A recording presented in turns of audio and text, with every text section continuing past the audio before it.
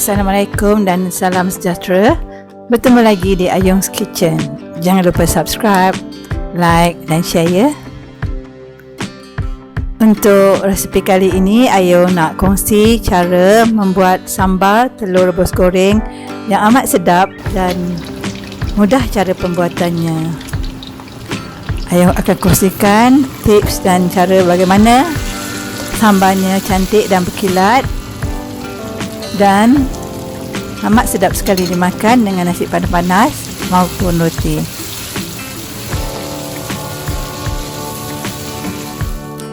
Jom kita mula masak. Bahan-bahan yang diperlukan: telur secukupnya, 2 ulas bawang putih,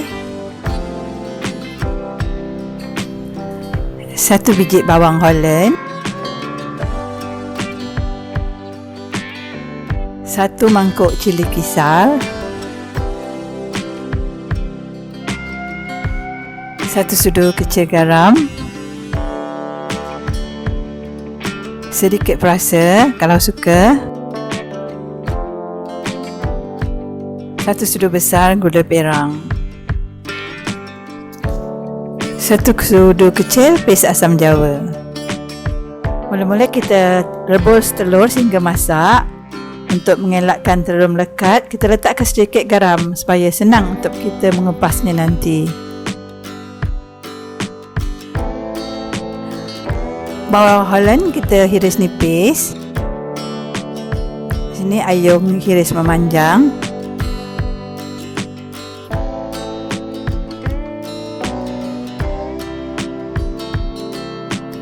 Bawang putih dicincang kasar saja.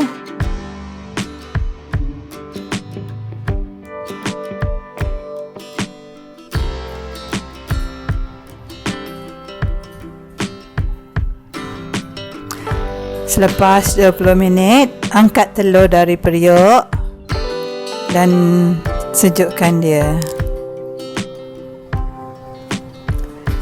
Kemudian kita kupas kulit telur sehingga habis.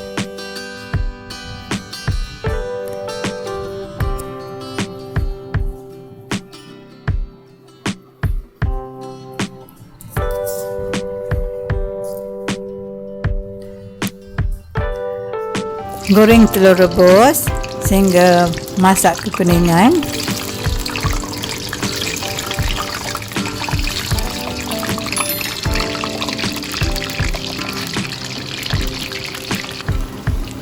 Balik-balikkan supaya sekata warnanya.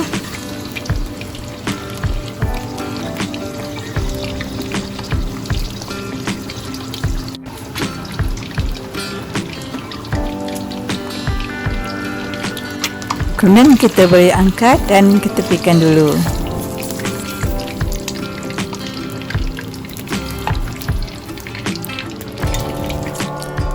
Kemudian kita tumis bawang putih dan separuh bawang Holland yang dipotong tadi dengan sedikit minyak hingga kekuningan dan layu.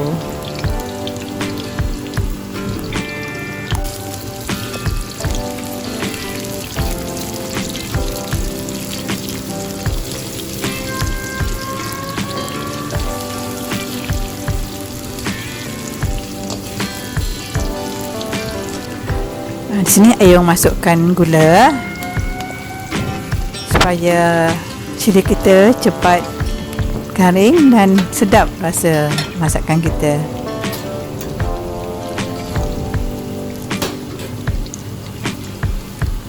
Dan masukkan cili kisar.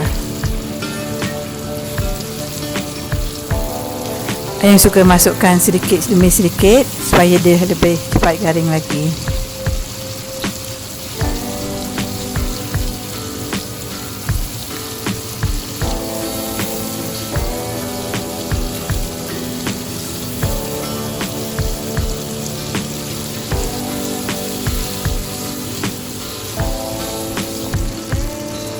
Kemudian kita boleh masukkan garam, serbuk perasa dan asam jawa.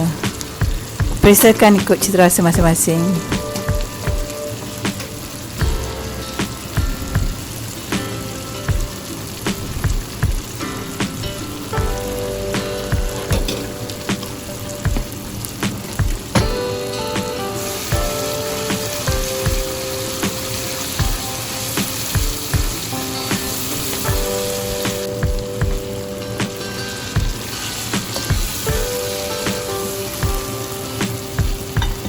kita boleh masukkan telur yang telah kita goreng tadi. Dan masukkan juga lebihan bawang Holland. Bawang Holland ini memberi rasa yang lebih manis kepada sambal kita.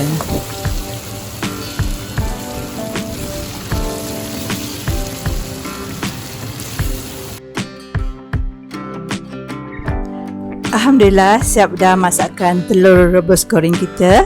Siap untuk dihidangkan. Amat sedap dimakan dengan nasi panas maupun roti. Terima kasih kerana sudi menonton dan sehingga bertemu lagi di video akan datang.